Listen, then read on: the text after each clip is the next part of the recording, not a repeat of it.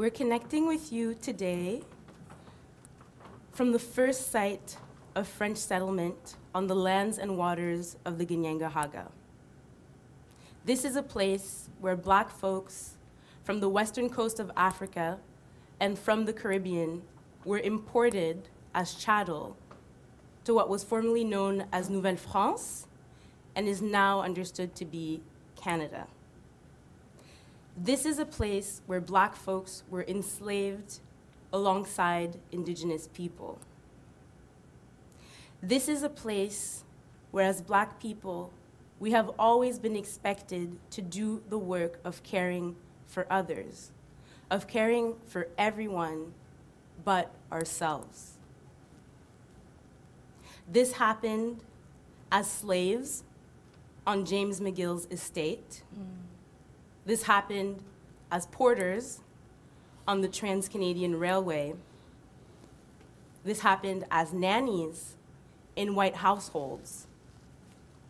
This continues to happen as nurses in hospitals, clinics, and CHSLDs, as cab drivers on every city road, and as frontline workers during a global pandemic.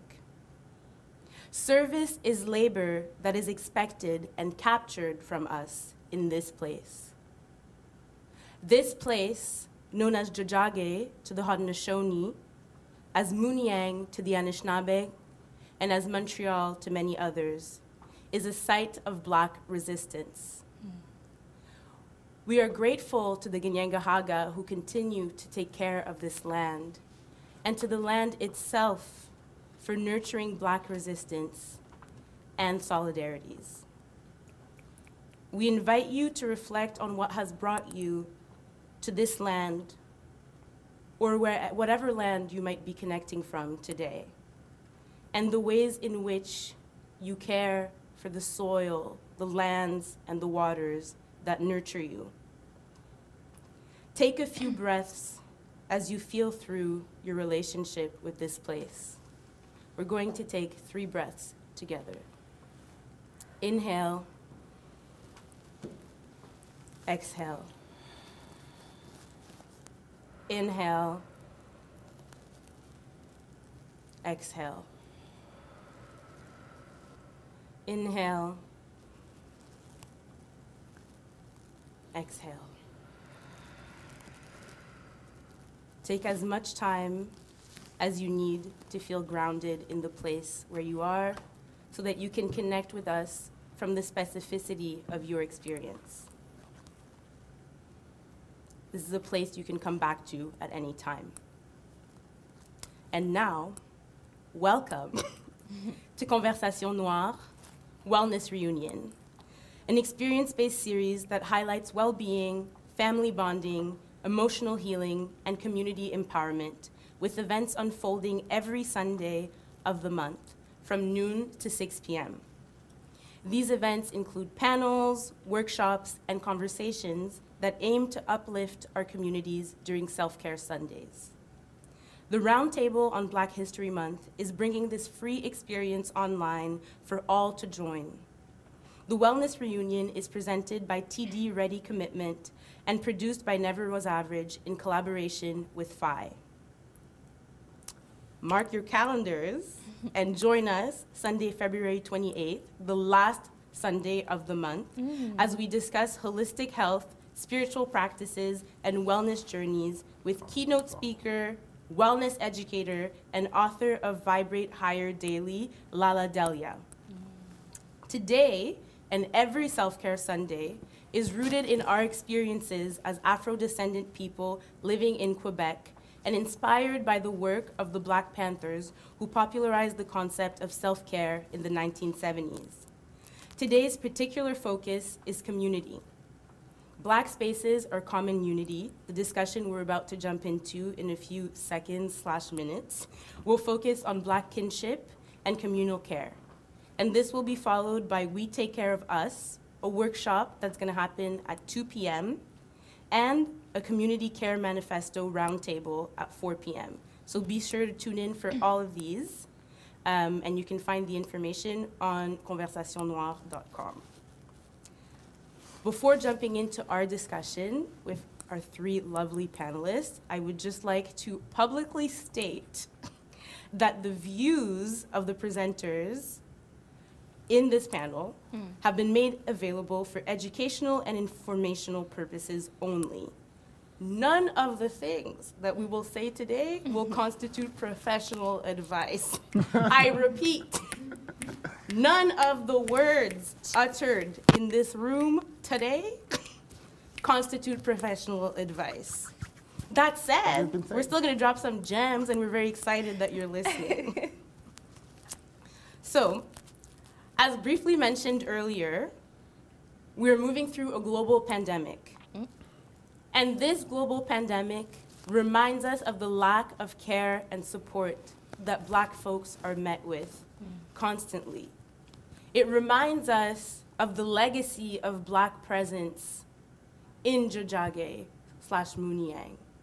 It reminds us of the ways in which people are constantly expecting us to take care of them, and how our acts of self-care and self-preservation are understood to be threats to the status quo.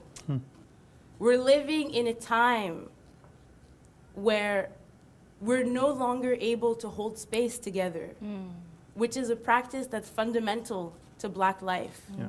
We're living in a time where physical closeness is criminalized. So how do we care for each other? How do we survive in this time? I think we need to just take another inhale, exhale real quick. Oh, yes, please. Let's inhale, exhale. Well, one of the ways that we survive is just by standing in our truths and being witnessed in those moments. We don't necessarily need somebody to, lick our wounds and make everything okay, but we do need to have pauses from the constant gaslighting of the status quo that refuses to acknowledge our pain, that refuses to acknowledge our desire and our very real need for care. And that's why we've invited these three marvelous panelists here today, because respectively in their practices, they open portals to worlds in which we can care for ourselves and each other. And I'm very grateful to be holding space with all of you today. And so, to tell you a little bit more about each panelist before we jump into our discussion, Kat Charles is a Haitian writer, playwright, performer, therapist in training, and community organizer who lends their talents to many projects, including the Black Healing Fund, which is a growing volunteer-run initiative that exists to provide low-income Black folks in Tiohtià:ke with discretionary funding and resources that contribute to mental health and wellness. I know that it's digital and we're just like us right here, but can we still give a round of applause? For real. Thank you. Try my best. Williamson, aka Billy Dulce, is a creative director, multidisciplinary designer, and entrepreneur with a passion for lifestyle, fashion, and technology. It's much easier to list what he hasn't done, which is basically nothing, than what he has done. And you've probably witnessed many of his projects, including Unite and Prosper, which is the easiest way to find Black-owned businesses in Canada. So let's give a round of applause to Billy. Yes. Hopefully they can add the really big sound effects compose and add that horn that goes like pew, pew, pew, for each guest. So, we'll work on that. All right. And last and absolutely not least, Toshiro Arthur Camara is a dancer, choreographer, performer, model, master student in African studies, y'all, as well as the founder of Kemit's Dance Company, aka KDN, and the Sagacious House of Sankofa. The structures that Arthur has founded strive to demonstrate the importance of representation for communities of ethnic, racial, sexual, and gender diversity within dance and mainstream media. Round of applause. applause. Amen. Excellent. What a place. Thank you all so much for being here and participating in this discussion. Before we jump into the conversation, I want to let people know that if you're live streaming, you can comment at any time, whether you're doing that on Facebook or on YouTube, and we will be reading the comments and sharing them later on in the conversation. If you have questions for our panelists, please don't hesitate. Et si vous parlez français, ne vous en faites pas, parce que ça va être une conversation bilingue / franglais. Donc, si vous avez quelque chose à nous dire, mais on est en train de parler en anglais, il n'y a pas de problème. On vous comprend. Écrivez-nous vos questions. Donnez-nous votre feedback. Si je pose une question à un panéliste et vous êtes comme « Oh mon Dieu, cette question est destinée pour moi », répondez à la question. On veut savoir ce que vous pensez. On est dans un espace virtuel aujourd'hui, mais on veut ressentir votre présence parce que c'est ça qui fait en sorte qu'on a une raison pour se rassembler de toute manière. Donc, n'hésitez pas à participer. Donc, avant qu'on rentre dans notre discussion, j'aimerais faire juste un petit check-in pour voir comment tout le monde se sent. Donc, si vous voulez aller une personne à la fois, chaque panéliste, you can just give me like a word or a sound that represents the energy you're bringing into the conversation today. Mine is not a word, but I feel well taken care of right now. Beautiful. Beautiful. La brillance. Very good word. Alors, bête, la brillance. OK, la brillance. It will be a sound, basically. Je dirais juste just to feel grounded, but sometimes you feel like tense, but it's a good tense. You know that you're there. You exist, you're valid. That's what I feel. Absolutely. Oui. Moi, je pense que je suis là avec vous aussi in the like exhale energy. Et comme je sens aussi comme une chaleur C'est ça. aujourd'hui. Même s'il fait froid. Même s'il fait froid. Mais c'est vous qui apportez la chaleur. On a besoin. Pour rappeler la lumière. Mais c'est ça. Comme on a discuté un tout petit peu plus tôt, je suis vraiment, vraiment intéressée à savoir, and this is where I switch over to English, like what care means to each of you and how it translates into your personal work. And I wanted to kick it off with a question for you, Kat, because I'm assuming that most people who live in Jojage / Muniang have heard of the phenomenon that is Black Healing Fund.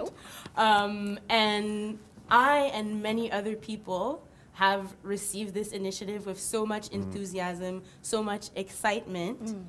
And at the same time, I feel like a lot of the conversations that surround it are like, oh, finally, oh, we needed this. Like, a lot of the conversation about care initiatives is often, oh, we needed this so much. Right. We want this. Right.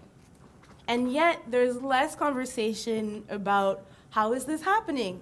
Who is doing this? What kind of labor is involved? Are these people getting paid? You know? And I think that this ties back into the idea of people feeling very entitled to the labor of Black folks, and particularly the labor of Black femmes and gender non-conforming folks, who even within Black communities are expected to always perform emotional, psychological, spiritual labor for people. Right. And dare I say, maybe this is why in some segments of our community, therapy is stigmatized, because we're like, oh, we don't actually need that because we have Black women. And they do it for free. Oh, my chest. All this to say, Ready. Oh, my God. I'm wondering what care means to more. you as someone who is professionally involved in care work, Yeah. both as like a paid worker and as a volunteer, and as someone who is pursuing academic studies in what could be understood as a field of care, Right. psychology. So yeah, I wonder what care means to you. Well, first of all, like I want to make space for, in my response to this question, I want people to understand that my purpose in life that I have come to understand is that I am a healer. I naturally, that is how I live my purpose in this world, is through healing and creating spaces and curating spaces. But not all Black femmes are healers. And so Can you just repeat that for people, please? Louder. not all Black femmes are healers or are made to be healers, okay? But that's my purpose, and so I feel comfortable in this position. I would say what care is to me is retaking back our time, in a sense. As a Black person, I feel like care is something that is so necessary. It's more than just like, you know, the bubble baths and the going out to parties to, you know, vent and things like that. C'est vraiment de prendre l'opportunité que nos ancêtres n'ont pas eue, en fait, d'être une personne entière et qui peut manifester la raison pour laquelle elle est ici en vivant like their purpose. So I feel like care is the soil, is the ground, the soil on which your purpose can grow, from which your purpose can grow. And I feel like a lot of people have not been able to have access to that soil. And so I feel like care is the foundation. Care is what we need in order for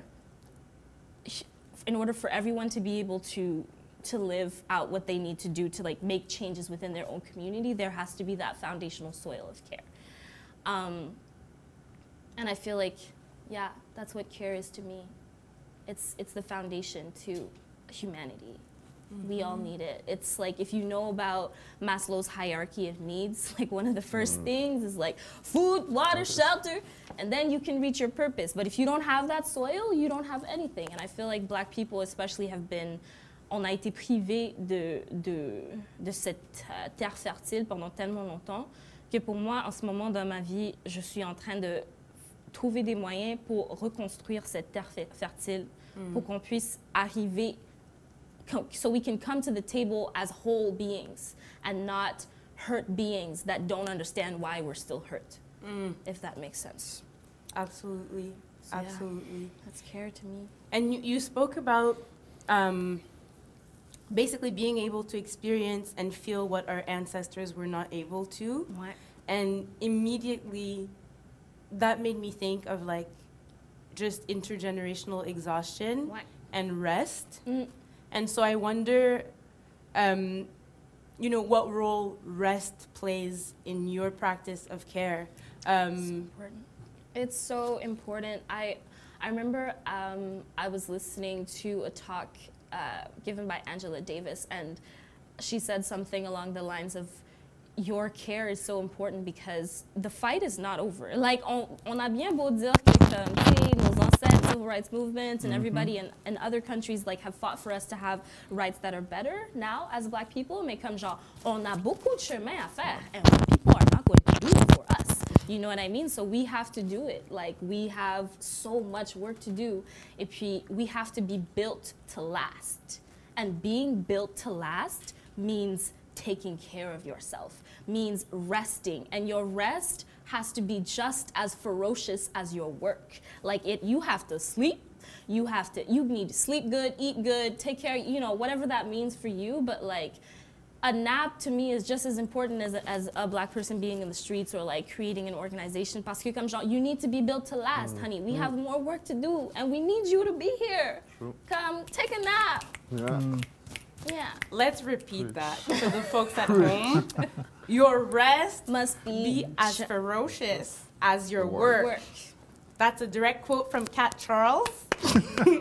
So you can at her when you use that. But yeah, I'm so grateful that you brought that up, because I think, you know, particularly in Black History Month, Black folks are really encouraged to be super productive, super visible. Like, what are you doing? Are you down for the cause? Like, what are you creating? What are you... Nothing. And so there isn't as much encouragement to just take time for yourself or to acknowledge the ways in which, like, you know, just saying no as a Black person, or just exactly as you said, sitting yourself down, laying yourself down, taking a nap, is kind of opening up possibilities that the world doesn't necessarily want you to access. Yeah. So thank you for sharing that.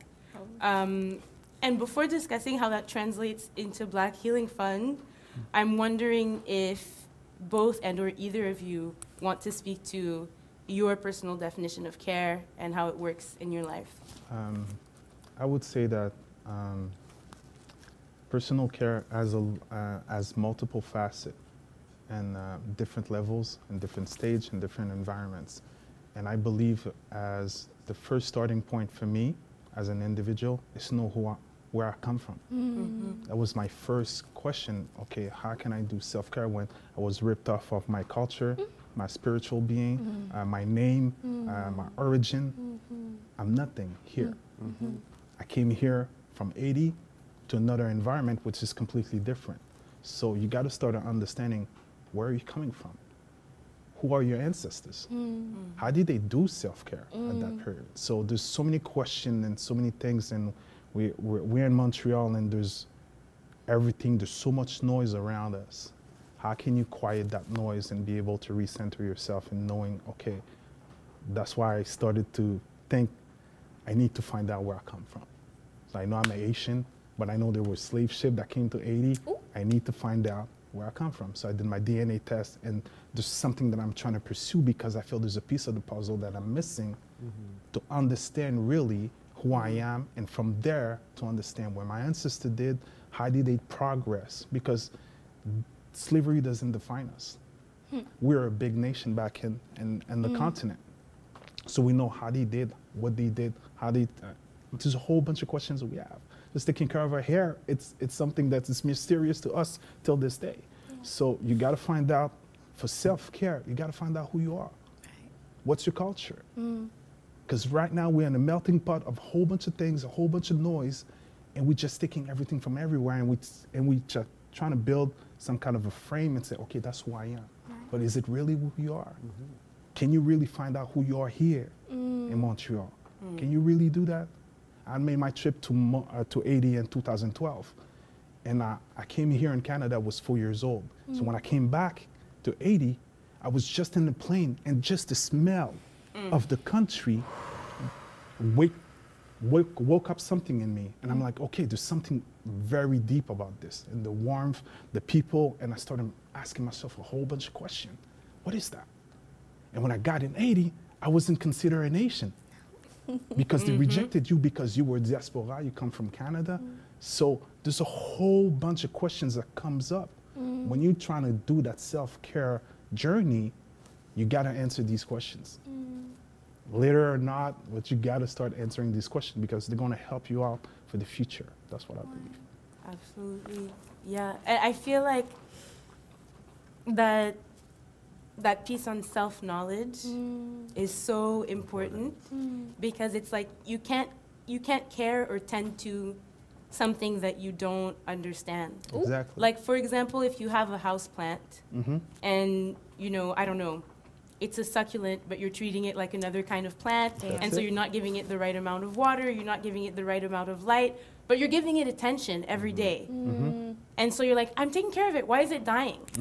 But it's like you're treating it like something that it's not, and you're giving it a bunch of things that it doesn't need, or even when you're giving it the things that it needs, you're not giving it the proper way.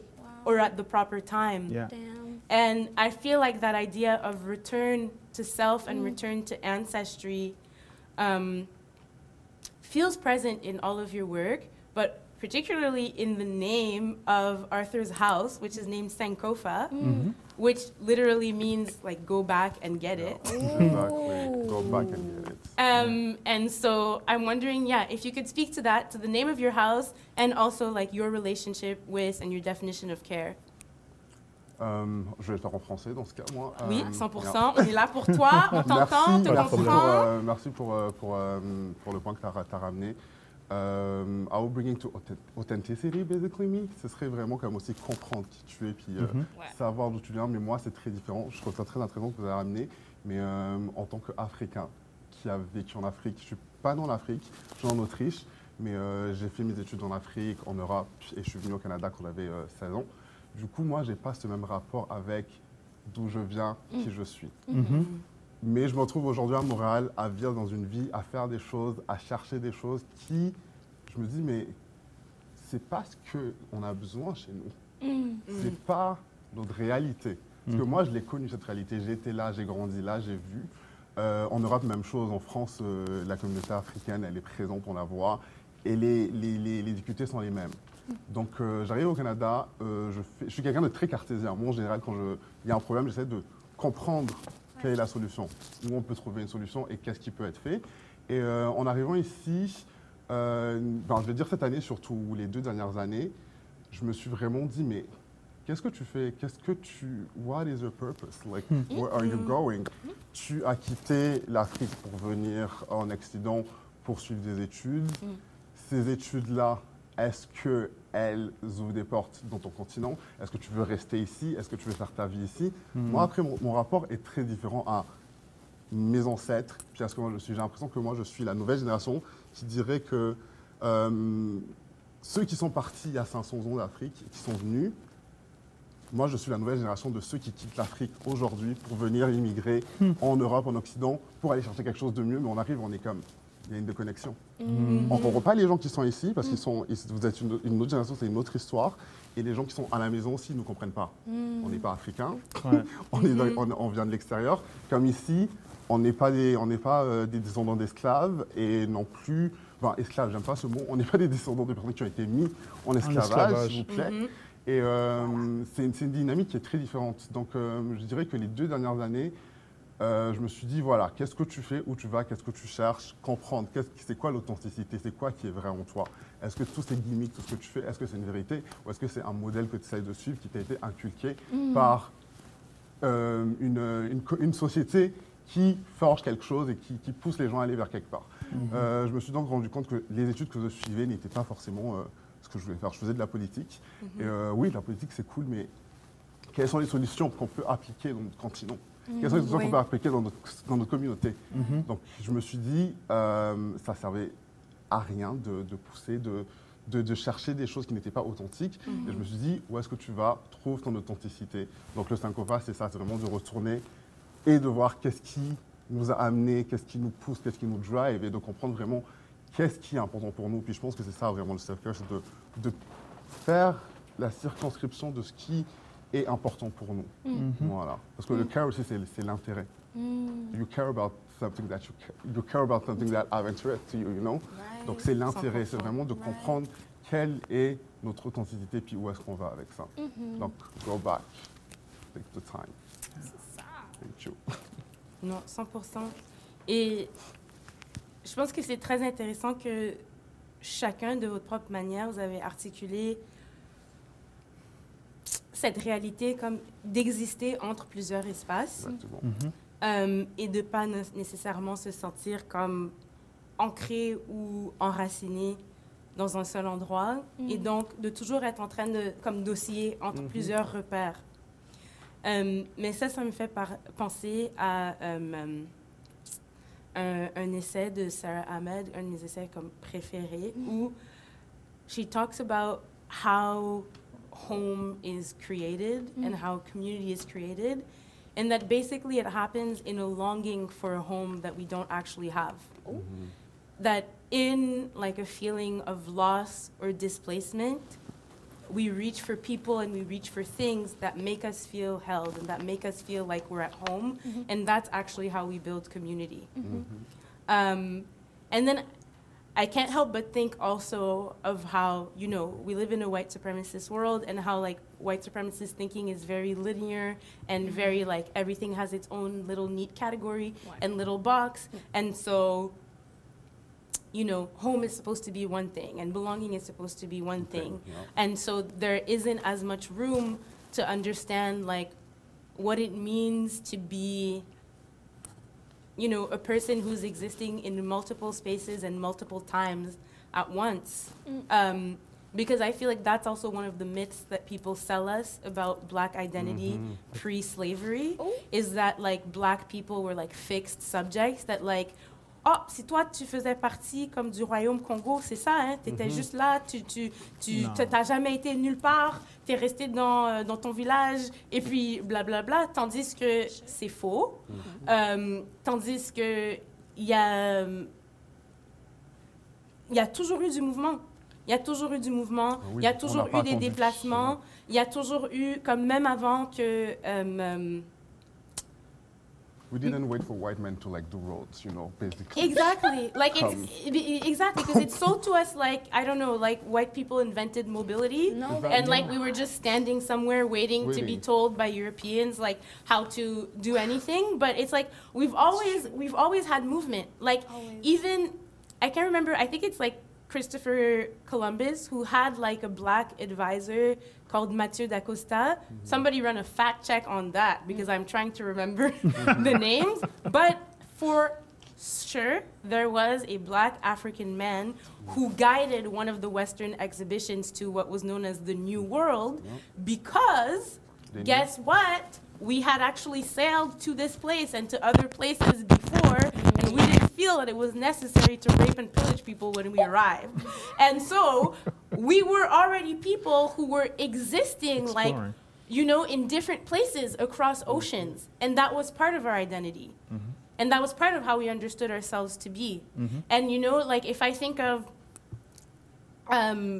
Mali, for example, and the Dogon people, and the way that they studied the stars, there was an understanding of being rooted that went beyond just the soil where you stand, but that translated into the greater universe where we exist. And I say this because this reminds me of the different ways in which you are creating community and care in your work, because you're working where you are, where you stand. You're starting from the present, from the local, whatever that may be, and acknowledging that there's possibilities for connection right here, right now. And that return, yes, it could be a geographic return, but it could also be a spiritual return. It could be a linguistic return. It could be so many different things. And I feel like I see that in the work that you're all doing. And I had started out with being like, I'm going to ask you a question, I'm going to ask you a question, I'm going to ask you a question. But now I feel like we can all jump in whenever you feel comfortable, because I'm thinking of how like you're all multi-hyphenated creatives. Like you all do like 75,000 things. And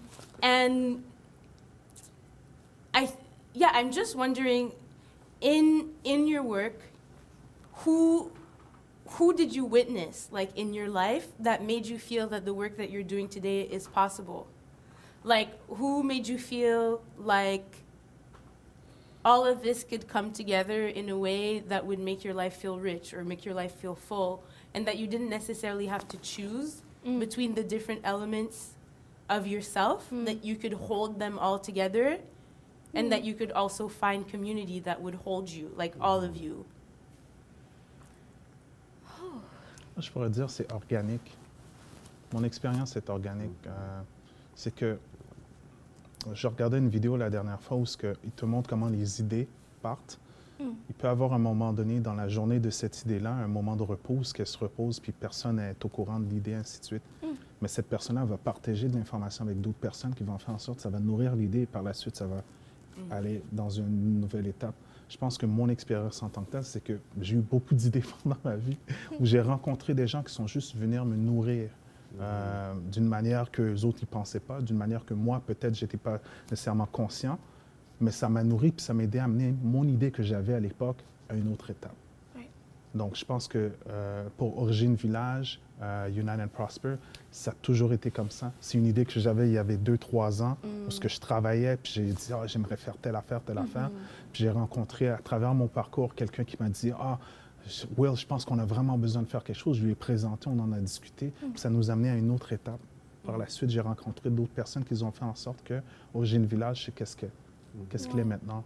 c'est vraiment de créer à travers cette situation sociale, économique qu'on vit, un espace virtuel où ce que les gens vont pouvoir se connecter et pouvoir partager leurs richesses ensemble. Donc, je pense que c'est vraiment organique. C'est pas quelque chose que je regardais quelqu'un, il fait quelque chose comme ça, puis je dis, oh non, I want to do the same thing. Non. Je pense en termes de créateur. Quand tu es un créateur, you just want to create. It's that drive. You want to create, you want to do something, you want to change the world.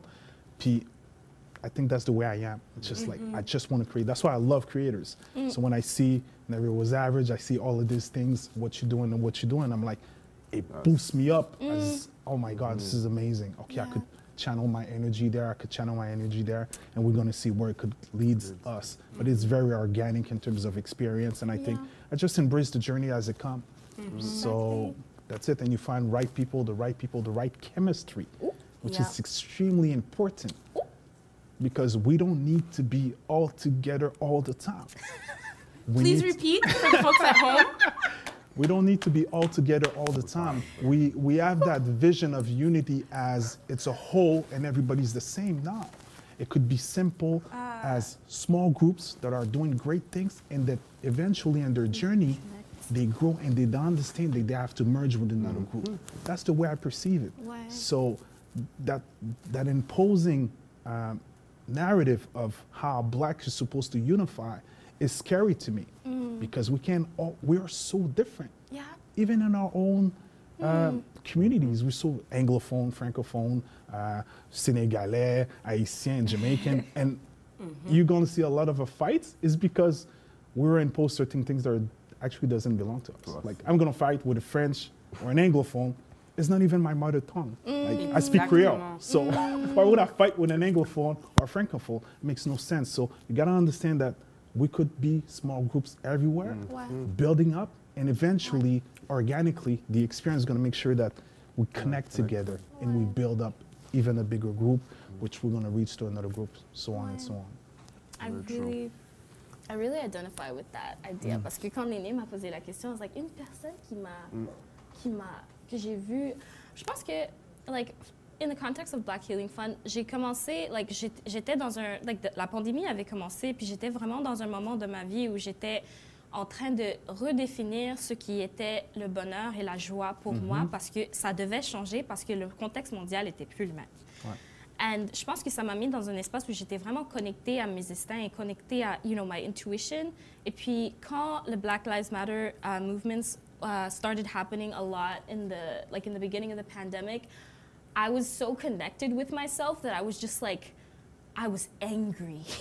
Like, there was a rage in me. I was just like, you must be kidding me. Like there's oppression. I have to be, I'm oppressed right now. There are people who are like working, Black people who are working as frontline workers who, you know, we have to go to work in the middle of a whole global crisis and the systemic oppression is still here. And like, so you're gonna do that? You're gonna oppress me during a pandemic?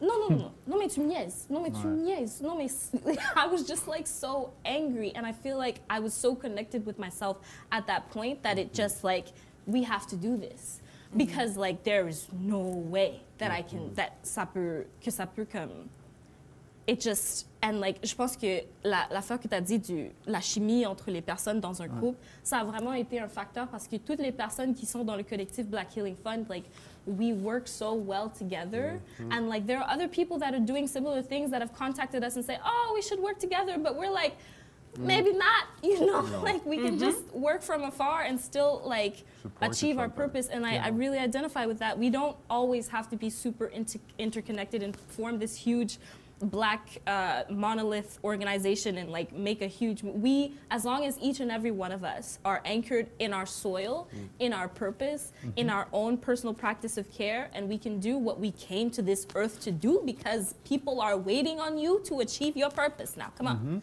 let's go. So, yeah, if we all do that, then we're all going to be, it's going to be okay, but we don't, comme tu as dit, on n'a pas tous besoin d'être ensemble. Puis ça n'a pas parti de, I wasn't inspired by anybody that I saw in my life. I was just in a place during this pandemic where I was so connected to myself that the anger was given mobility because I couldn't like you're not going to press me during a whole ass pandemic. Not now. No. Mais c'est intéressant qu'est-ce qu'elle dit, c'est que on peut avoir une bonne chimie, il peut y avoir plusieurs groupes qui ont des bonnes chimies qui vont de l'avant, mais la chose que je pense qu'on doit en termes de communauté, qui est très vitale, c'est pas d'empêcher les autres et de mettre les bâtons dans les roues. Je pense que c'est le plus gros problème où ce que you're doing great work, I love what you're doing. She's doing good. I don't need to go and put a barrier in front of her. No. That's where the problem comes from. Is that we could evolve, and eventually, I'm pretty convinced. I always trying to visualize that concept as you have water. Water is the world and all the troublesome issues that we're living. We just drop of oil in the water. What happens? They're spreading in the water, right? But at a point, they go up on the water. And you could see bubbles get together and forming bigger groups of oil. So it's just like that. You just a drop of oil in water, but eventually you're gonna go up, and when you get to that top, other groups gonna start forming together because they've been in the struggle, they understand now, and they could actually spread and connect with each other. I think that's the most important part. Now, when you're in the water, you can't just poke somebody else and say, oh, no, you're not going to go there. Nah, that's the mentality we need to refrain of doing. It's just like when we see something great, we have to encourage it, support it as much as we can so that that bubble could go up to the top, and eventually we'll connect if the chemistry is there, and we'll build up together. That's the way I see it. I will say like organic really resonate to me because organic come back to authenticity and like realness again. Je pense qu'on a toujours des exemples. We always have people like that inspire us, that push us to go further, or like that give us that idea or that thought. But c'est la vie de tous les jours. Like on est inspiré tous les jours. Ça fait partie du processus de la vie, je pense. But I will say that taking a step further for pushing and having a structure will come from a need, like as you said, like le besoin. It's a bit selfish too. C'est ce besoin, mais ce besoin-là, il est valide parce qu'il y a d'autres gens autour de toi qui le vivent. Mais c'est comme tu dis, c'est ces gens-là que tu as une idée, puis une personne vient et puis dit, oh, and then, whoa, that actually reflects what I was thinking the last day. And I was inspired by that person the last day. Oh shit, I got inspired by that person. It's always a connection. On est toujours en train de build et de s'inspirer. Mais je pense que le plus important, c'est de faire attention à ce qui est important pour nous. Comme on dit, ça ne sert à rien d'aller poker une boule dans l'eau. Because she's doing great. Like, she's doing great, you can do great too. You know? Exactly. It's okay. Like, le process est différent pour tout le monde. Mais je pense que c'est de vraiment être en accord avec soi-même. Et quand on sera en accord avec soi-même, c'est là que les choses se mettent en place. You were so angry that you had to come forward with that initiative. And people were there that were feeling the same thing. That's why it emerged. Et je pense que c'est vraiment, we're all coming back to the same thing. C'est vraiment d'avoir conscience de ce qui est important pour nous, pour qu'on se sente bien, pour que la communauté aille mieux et que cette communauté-là se supporte. C'est très important. Pas parce qu'on est monolithique et parce qu'on doit tous être les uns avec les autres every day, all day, but no, because someone doing great, good for them. That's it. C'est ça le support. That is the support. And je pense que c'est ça vraiment le plus important, d'avoir conscience de cette authenticité et de pousser dans ce qui est important pour nous, pour que les gens qui sont dans la même situation, qui ressentent les mêmes choses, puissent, elles aussi, apporter de leur eau au moulin pour ramener quelque chose de plus grand après. Je pense que c'est ça. Il y a un mot qui me vient en tête, c'est empathie. Oui. You need that. Yeah, c'est ça. Because if you're feeling that thing and you're like, there has to be other people feeling that with me. It's too So strong to just you belong to empathize with somebody else, like, yo, no, I got to create something that gives you the fuel and the gas for you to just move forward. But you need that empathy, or you need that compassion for somebody else. If you don't have that, how are you going to build communities? It's impossible. You're building for yourself, right? That's true. So there's the portion of building for yourself to elevate yourself, grandir, ainsi de suite. But most of the time, you're going to see, like, moi, qu'est-ce que j'expérimente, c'est que plus que je donne aux autres, mieux je me sens. Yeah, that's very true. J'aime ça, true. créer pour que je puisse bénéficier à plus de personnes que possible. Et c'est ça l'idée d'origine, ça a été, we're going back to the origin, and we're trying to create a village digitally that people are going to be able to connect where they are and where they're from and be able to build up. So, il y a ce sentiment-là de partager, d'avoir une empathie parce qu'il y a plusieurs personnes qui vivent la même chose. Puis essayer de trouver une solution. Puis éventuellement, tu vas trouver d'autres personnes qui ont cette chimie-là, qui vont dire, yo, ta solution, elle est super, let's go, on y va, tout simplement. Oui, je pense que j'ai pas bien posé ma question, mais ce que j'adore, c'est que vous avez super bien répondu. Parce que justement, c'est ça que je me demandais. Comme, c'était quoi les relations interpersonnelles que vous avez dans votre vie qui nourrissent votre travail? C'est ça, plutôt que d'avoir genre, a role model or whatnot. Mais c'est ça, j'ai vraiment apprécié d'entendre comment les vibrations de vos propres besoins ont été amplifiées par des gens autour de vous. And another thing that I heard that seemed really important was like pace and patience.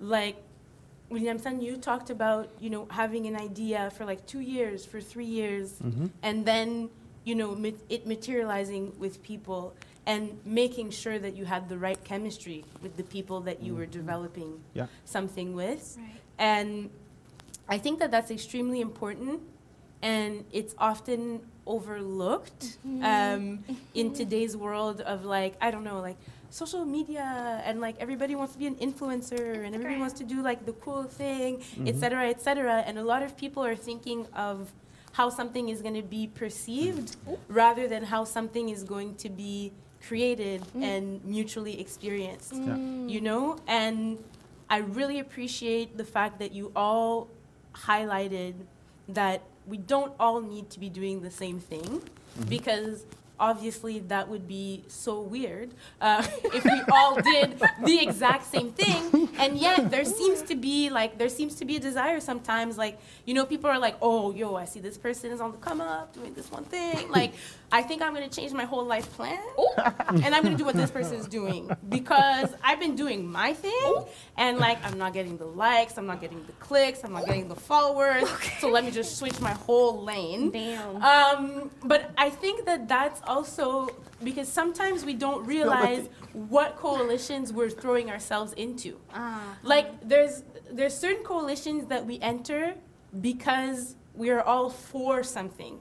We're all pro something, and we're able to clearly articulate a vision that we share. And I feel like that's common in the work that you're doing. Whereas there's other coalitions that sometimes seem larger that are like coalitions against something.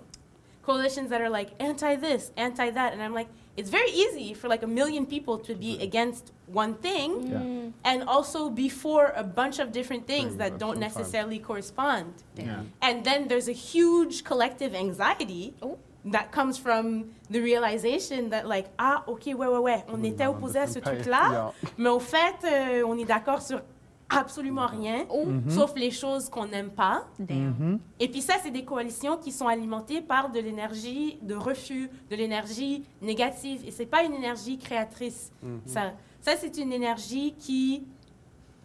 Oui, ça peut être un carburant comme temporaire, mais c'est pas un carburant à long terme. L'opposition n'est pas un carburant à long terme. Et donc, c'est ça que je trouve très intéressant par rapport à votre travail, c'est que votre travail est ancré dans la création, est ancré dans l'imagination collective, parce que aussi, et ça retourne à l'idée du repos, it takes time to rest. It takes time to dream. It takes time to ideate and then to materialize that dream. Execution. You know? And so you need people who are actually, you know, caring for you around you when you do that work.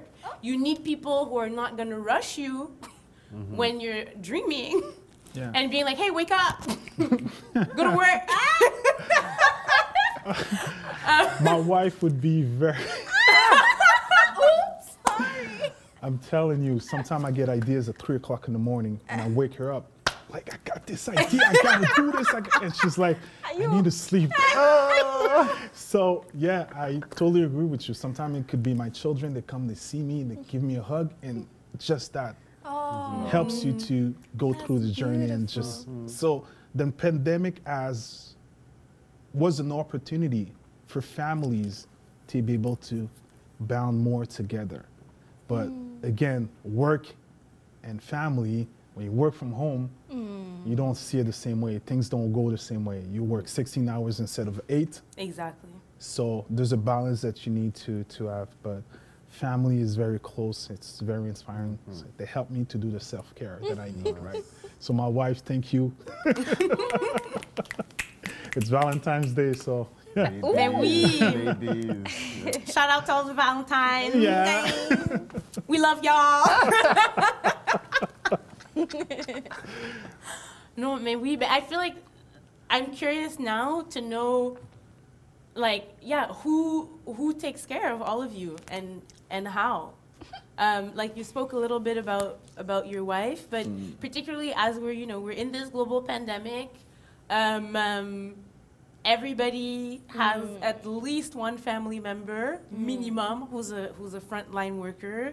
Most people at this point, ça fait comme 1 an dans cette pandémie ici, have known people who have had COVID. Yeah. Some people have lost people to COVID. Yeah. And yeah, there's just like a heightened fear of being in public space now as Black people. It's not like that fear didn't exist before, mais on se sent encore plus surveillé.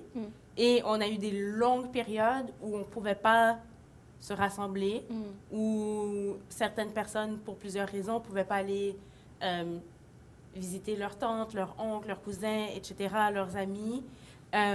Donc, je me demande de façon générale, comme qui s'occupe de vous et aussi plus précisément, qui s'occupe de vous et comment pendant la pandémie.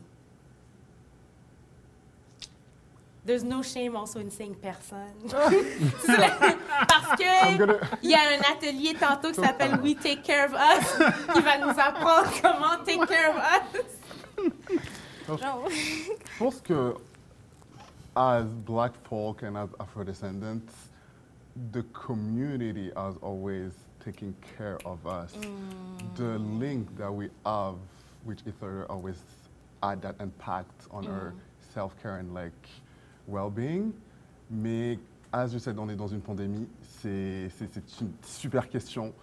Je pense qu'actuellement, on est vraiment dans une crise de justement savoir qui va prendre soin de nous en tant qu'Afro-descendants en Occident.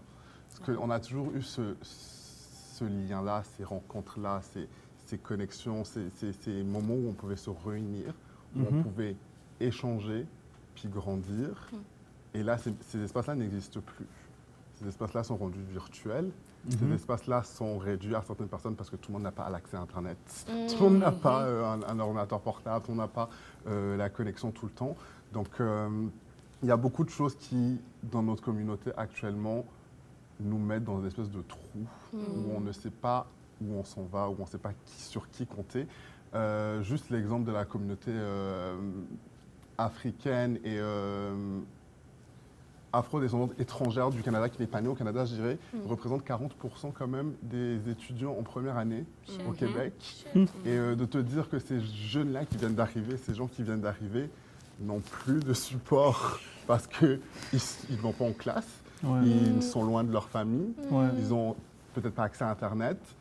C'est des exemples qui, moi, aujourd'hui, me poussent à me dire yeah, I need to take care of myself, but je suis dans une situation où ça va. Ça va, je peux encore prendre sur moi.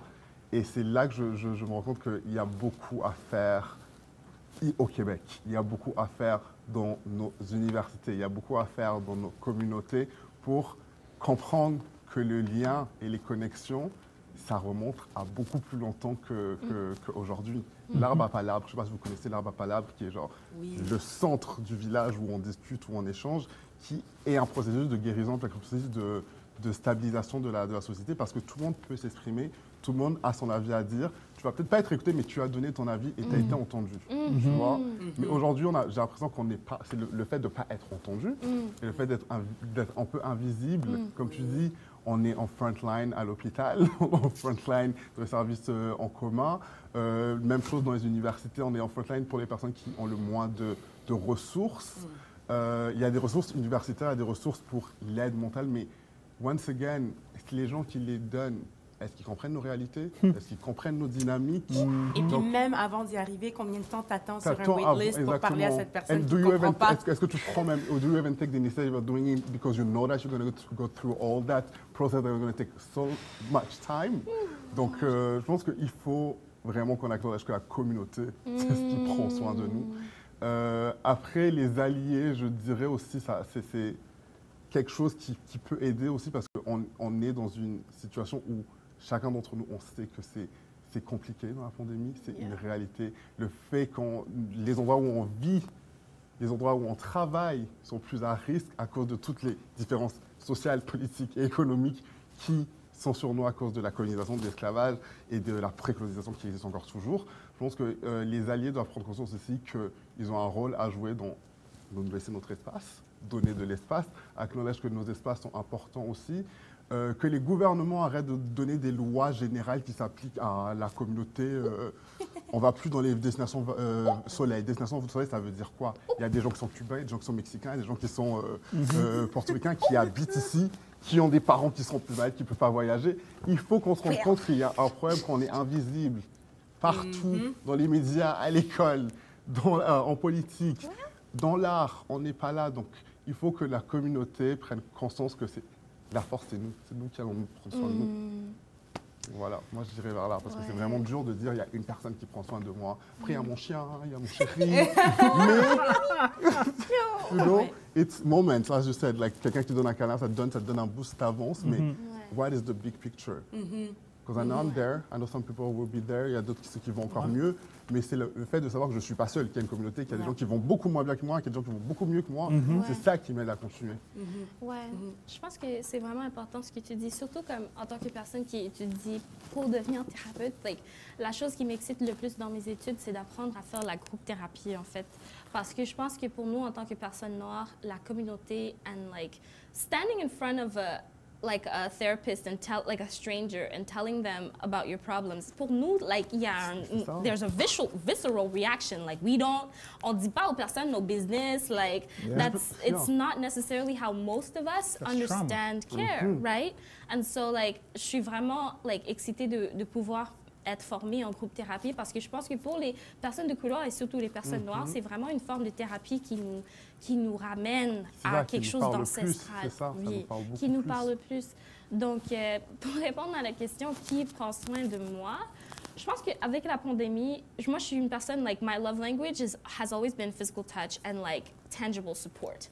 Mais avec la pandémie, I had to switch my love language real quick. Because, like, ain't no physical touch. It's no more. You know what I mean? So, comme, j'ai dû changer, you know, my love language. And, like, quelque chose qui m'a vraiment... With a quiver in the voice.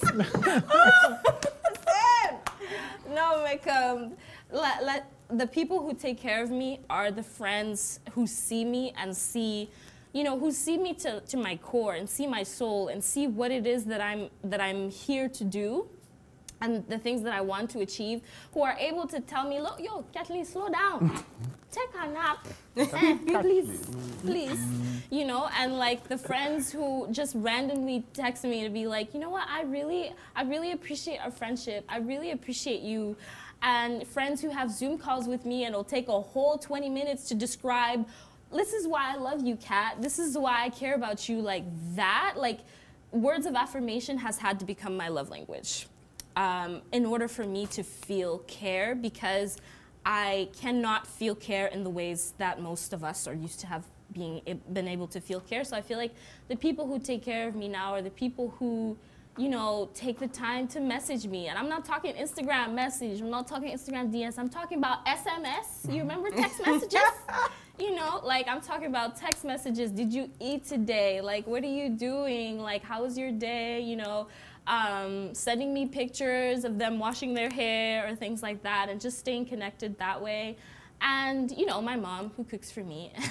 Like, I'm privileged to be able to still live with my mother. So, yeah, I had to switch up that love language real quick. And words of affirmations have been allowing me to feel loved by community. And I feel like it's not one person taking care of me, it's a group of people that love me enough to take the time out of their day to message me daily. And like, it's hard when you're not a person that can that likes to text a lot. Like for me, I've never been like an Instagram person. I've never been a text person. I've never been a technology person. Donc, pour moi, ça prend beaucoup d'énergie de décider, OK, qui je vais texter parce que j'ai seulement la capacité de texter 3 personnes dans une journée. OK? I don't have time. If I haven't texted you yet, c'est pas parce que je t'aime pas. C'est parce que ma capacité ne me le permet pas. So, like, I just feel like just being able to reach out to people and being very intentional about who I allow into my space, because en pandémie, I cannot allow people in my space who do not belong there, okay? There are mistakes that I have made before, pre-pandemic, that I'm not going to do now. Like, you will not be allowed into my space if I do not feel cared for. So. Je pense qu'il y a une question de verbaliser les choses. Dans notre communauté où on garde beaucoup d'informations, beaucoup de nos sentiments à l'intérieur et on ne les partage pas. Pour moi, j'ai ma famille immédiate, j'ai mon épouse, j'ai mes 2 filles, donc I communicate with them, I share, on peut se donner des câlins, ainsi de suite. Donc ça rend déjà l'expérience un peu moins difficile pour moi. Mais il y a d'autres personnes qui n'ont pas ça, comme tu disais tout à l'heure, donc you need that empathy again to be able to see, oh, there's other people that have difficulties. Puis, dans la sphère d'origine, on a fait des focus groups pour permettre aux gens de parler. Parce qu'ils vivent des choses en tant qu'entrepreneurs. Ils ont des problématiques, des difficultés, tout a changé. Leur entreprise est en train de tomber. Donc, people need to talk. Mais on est habitué à ne pas parler. Puis, c'est pour ça que tu peux voir qu'il y a toujours des gens qui ont des opportunités de profiter du moment ou de la situation. Tu regardes l'application comme Clubhouse. People stay on that thing for 16 hours talking and talking and talking. Il y a des gens que 24 hours, they sleep with it on. They sleep with it on. So you see that need, and there's a lot of people in the Black culture that actually push Clubhouse to where it is because the community started using it. Because we don't understand that we need to talk with each other. C'est la parole, je suis tout à fait d'accord. Tout passe par la parole. Si on arrive à partager nos expériences, si tu es toute seule, you need to find somebody to connect and to talk to. Yeah. It's basic. You can't always be comme un ermite sur toi-même. Yeah. Ça va être difficile. So, je pense que probablement il y a des thérapies ou toutes sortes de choses qui peuvent se faire à ce niveau-là, mais on a beaucoup de traumatismes qui ont fait en sorte qu'on ne parle pas de nos traumatismes, de qu'est-ce qu'on vit ou de qu'est-ce qu'on expérimente. Il faut être en mesure de commencer à parler. Dans les groupes, je trouve que c'est très important parce que ça fait partie de nos mœurs. Nos ancêtres, c'est comme ça qu'ils faisaient. Donc, I remember when my grandma was still alive, I would spend hours speaking with my grandma. Because my parents, when they came here, they were stressed out. So they wanna listen to I got to work, I got to find food, I got to make sure my children's okay. So my parents didn't talk to me. I was talking to my grandma all the time. That's why there's a lot of people in my generation, they connected with the grandma so much. Because she could explain me what it was back in the 80s. Say, yo, tu faisais telle affaire en Haïti. Puis j'ai créé cette connexion-là avec elle. Mais il faut pouvoir créer des connexions avec des gens. Si on ne parle pas, comment on va le faire? C'est pas le virtuel qui va nous aider. C'est vraiment pas le virtuel. Donc il faut parler, c'est pas... It's not only DMs and SMS, non. We need to hear somebody's voice. Exactement, parce que comme tu dis, actuellement, avec la pandémie, le fait qu'on ne puisse pas se retrouver, qu'on ne puisse pas avoir d'espace commun, ça restreint la parole. Parce que comme tu dis, texting is exhausting. Texting can lead to misunderstanding. Absolutely. Texting is not organic. Même chose avec Skype, Zoom, all of that. Je vais parler pour ma house. On se rencontre weekly to have that moment where we like talk because we need that. La parole. C'est important. On ne se voit pas, mais on parle. Et je pense que ça aide beaucoup. Et once again, coming again to the allies, on habite sur une terre qui a été accaparée par une population. Cette population doit prendre conscience qu'elle doit nous donner des espaces pour avoir accès à la parole. Il y a beaucoup d'endroits, beaucoup de personnes qui n'ont pas accès à Internet aujourd'hui à Montréal, qui font partie de nos communautés. C'est pas normal. Il devrait avoir des fonds, il devrait avoir des aides pour que ces personnes-là puissent parler avec leur communauté. Donc moi, je pense que la parole, actuellement, c'est le truc qu'on doit mettre en avant parce que, comme tu dis, on n'a pas conscience que la parole est forte. En Afrique, on ne parle pas. En Haïti, on ne parle pas. Les communautés afrodescendantes en Amérique et au Canada, on ne parle pas. Pardon. Vas-y. Et je vous signale juste qu'on va terminer bientôt, mais que, évidemment, on pourra continuer cette conversation, que les personnes qui nous regardent peuvent continuer à interagir avec nous. Donc, je vais juste prendre comme ton mot, Kat, et puis ensuite, on va conclure. Je voulais juste ramener à ce que vous dites, comme la parole, c'est tellement importante et comme je pense qu'on a été conditionné à quelque part à ne pas s'ouvrir à l'un et l'autre, à ne pas être authentique dans nos relations. And I feel like in order for us to take care of each other and to take care of ourselves, we have to open up.